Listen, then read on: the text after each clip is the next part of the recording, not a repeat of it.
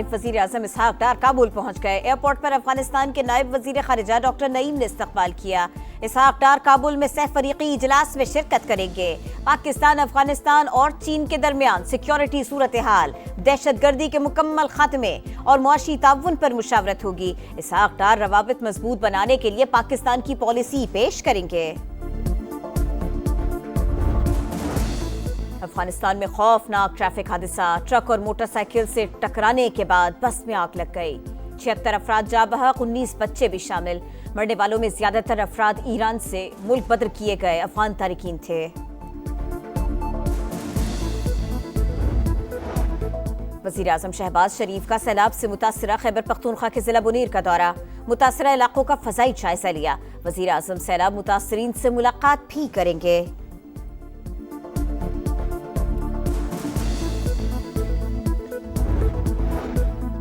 G H Q get حملہ case, Omar Ayub, Shibli Faraz, کنول شوسف، سرتاج گل سمیت 14 ملزمان کے وارنٹ گرفتاری جاری۔ انسداد دہشت گردی عدالت کے جج نے تمام ملزمان کی حاضری سے استثناء کی درخواستیں مسترد کر دی۔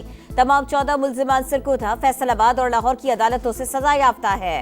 پروسیکیوٹر کے مطابق ملزمان سزا یافتہ ہیں اور قانون سے بھاگے ہوئے ہیں، اب تک سرنڈر نہیں کیا۔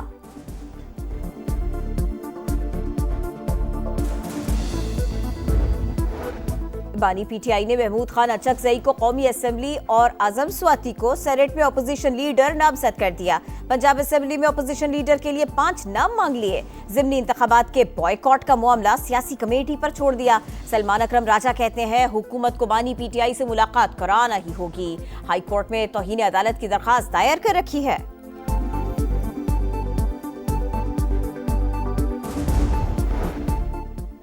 کراچی میں طوفانی بارش کے بعد نکاسی آب کا کام جاری، کئی علاقوں میں پانی اب بھی جمع۔ ناظم آباد انڈر پاس مکمل طور پر ٹریفک کے لیے بند۔ لیاقت آباد اور غریب آباد انڈر پاسز پر ٹریفک جزوی بحال۔ کورنگی کازوے بھی زیر آب، کورنگی کراسنگ اور قیوم آباد کے دونوں ٹریک ٹریفک کے لیے بند۔ کورنگی نمبر 4 کے قریب ریڈ بس گڑھے میں پھنس گئی۔ 24 گھنٹوں بعد بھی کراچی کے کئی علاقوں میں بجلی بحال نہ ہو سکی کہ الیکٹرک کے 200 سے زائد فیڈرز پر اب تک بجلی کی فراہمی منقطع۔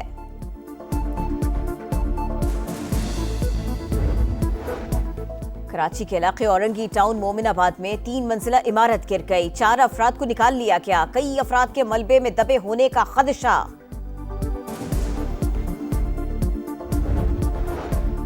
این ڈی ایم اے کی آئندہ 12 سے 24 گھنٹوں کے دوران کراچی میں مزید بارش کی پیش گوئی۔ حیدرآباد، ٹھٹہ بتین، میرپور خاص اور سکھر میں بھی موسلادھار بارشیں متوقع۔ اربن فلڈنگ کا خطرہ، دریائے سندھ اور ندیوں میں پانی کی سطح بڑھنے سے نشیبی علاقوں میں طغیانی کا خدشہ۔ وفاقی وزیر مواصلات عبدالعلیم خان کی گلگت میں گورنر سید مہدی شاہ سے ملاقات۔ گلگت بلتستان میں حالیہ سیلاب کے بعد کی صورتحال پر تبادلہ خیال۔ Naltar express way, Babusar road, غزر express way اور دیگر شاہراہوں کی بحالی پر گفتگو کی گئی۔ عبدالعلیم خان کا کہنا تھا بھاری مشینری اور تربیت یافتہ ورک فورس کے ساتھ مرمتی کام جاری ہے۔ شاہراہوں کی مکمل بحالی تک این ایچ اے علاقوں میں سرگرم رہے گی۔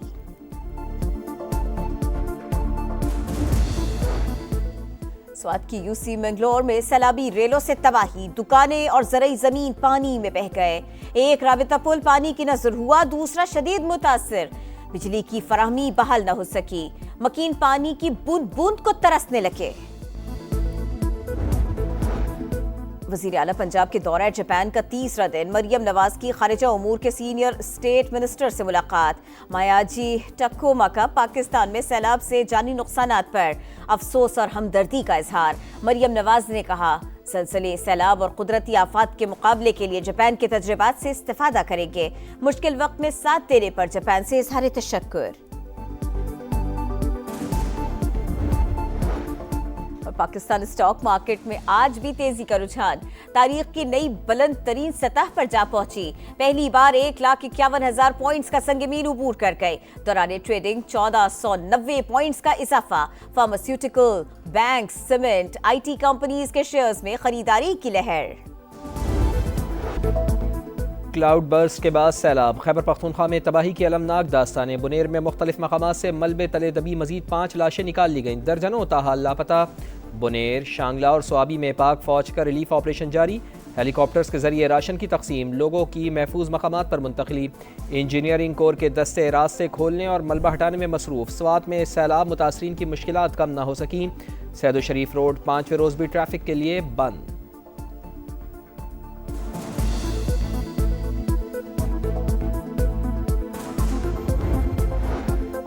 وفاقی وزیر مواصلات عبدالعلیم خان اور گورنر گلگت بلتستان کی ملاقات، نلتر ایکسپریس وے، بابو سر روڈ، غزر ایکسپریس وے اور دیگر شاہراہوں کی بحالی پر بات چیت۔ عبدالعلیم خان کا کہنا تھا بھاری مشینری اور بہترین ورک فورس کے ساتھ کام جاری ہے، شاہراہوں کی مکمل بحالی تک NHA سرگرم رہے گا۔ محکمہ مواصلات کی فوری اور تیز کارروائیاں قابل ستائش ہے۔ سید مہدی شاہ کا اظہار تشکر۔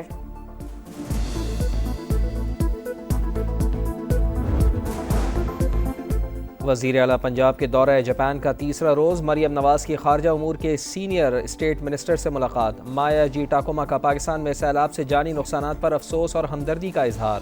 مریم نواز نے کہا زلزلے، سیلاب اور قدرتی آفات کے مقابلے کے لیے جاپان کے تجربات سے استفادہ کیا جائے گا، مشکل وقت میں ساتھ دینے پر جاپان سے اظہار تشکر۔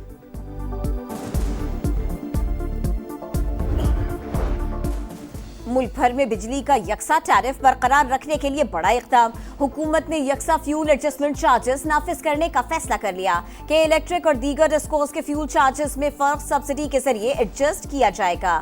جون 2025 کے فیول ایڈجسٹمنٹ چارجز کی وصولی اگست کے بلوں میں ہوگی۔ وزارت خزانہ نے فیصلہ خزانے پر اضافی مالی بوجھ نہ ڈالنے سے مشروط کر دیا۔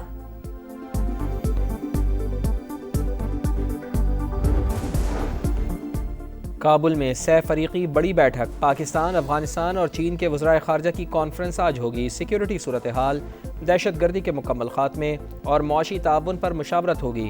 اسحاق ڈار روابط مضبوط بنانے کے لیے پاکستان کی پالیسی پیش کریں گے۔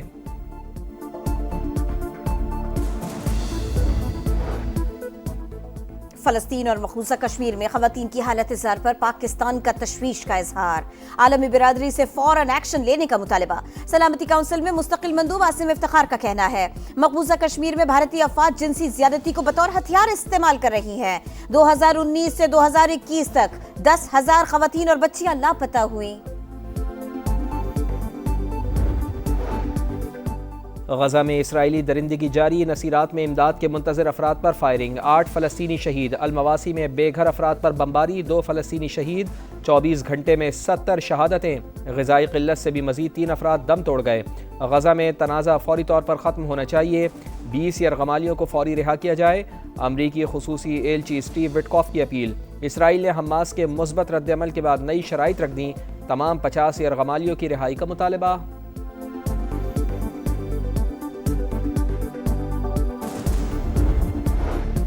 بہادری کی لازوال داستانیں رقم کرنے والوں کو سلام۔ پائلٹ آفیسر راشد منہاس شہید، نشان حیدر کا 54واں یوم شہادت۔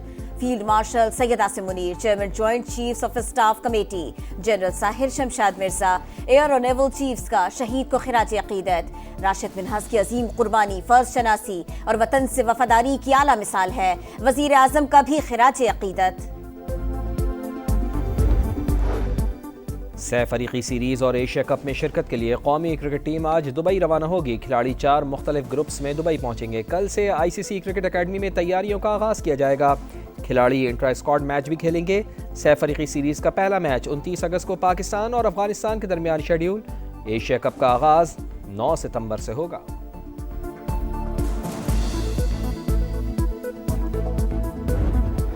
اسپین کے الکراز اور برطانیہ کی ایما ریڈوکانو کی جوڑی US open mix doubles event کے پہلے راؤنڈ سے باہر۔ جیک ڈریپر اور جیسیکا پیگولا کی جوڑی نے شکست دی۔ سربیا کے نوواک جوکووچ بھی مکس ڈبلز کا پہلا میچ ہار گئے۔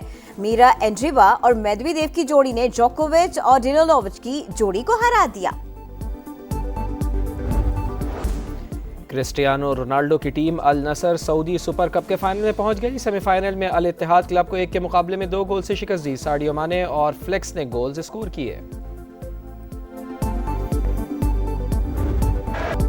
اور اسٹار فٹ بالر محمد صلاح نے PFA player of the year کا ایوارڈ جیت لیا۔ وہ تیسری بار یہ ایوارڈ جیتنے والے پہلے فٹ بالر ہیں۔ محمد صلاح نے لیورپول کی جانب سے گزشتہ سیزن میں 29 گولز کیے، ٹیم کو ٹائٹل جتانے میں اہم کردار ادا کیا۔